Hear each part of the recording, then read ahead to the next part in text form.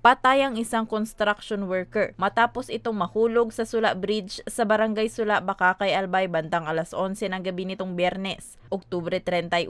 Kinilala ni Police Major Nino Aquiatan, hepe ng Bakakay Municipal Police Station ng biktima na si alias Edel, 26 anyos, may kinakasama at residente ng Purok 7, Barangay Bagong San Roque, Santo Domingo, Albay. Base sa investigasyon, sakay ng kanyang motorsiklo, pauwi na sana ang biktima matapos na makipag-inuman sa Barangay Cagbulacao, Bakakay. Subalit hindi na nakauwi pang buhay matapos madisgrasya.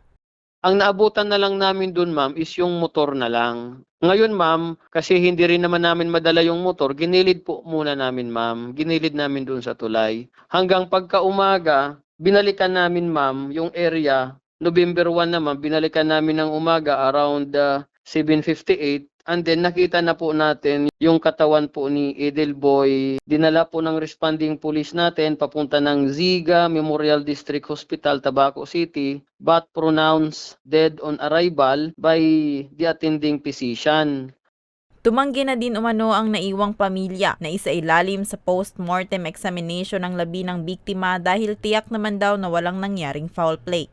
Nung nakuha naman po natin yung katawan ng biktima, ma'am, nakuha na po natin, ma'am, doon po sa may pangpang sa ilalim na po ng tulay. And then, visual contact, makikita po natin na yung victim sustained serious injury. Yan nga po yung tumama siguro sa gutter, tapos pagdating sa baba, may natamaan din siguro na kung ano doon sa baba. At yun din ang kinamatay niya, ma'am. Muli namang nagpaalala ang otoridad sa mga motorista na magdobli ingat sa mga lugar na may kadiliman, accident-prone areas at iwasan din ang pagmamaneho ng lasing upang makaiwas sa disgrasya. Para sa mga balitang Tatak Bicol, Rose Bilista.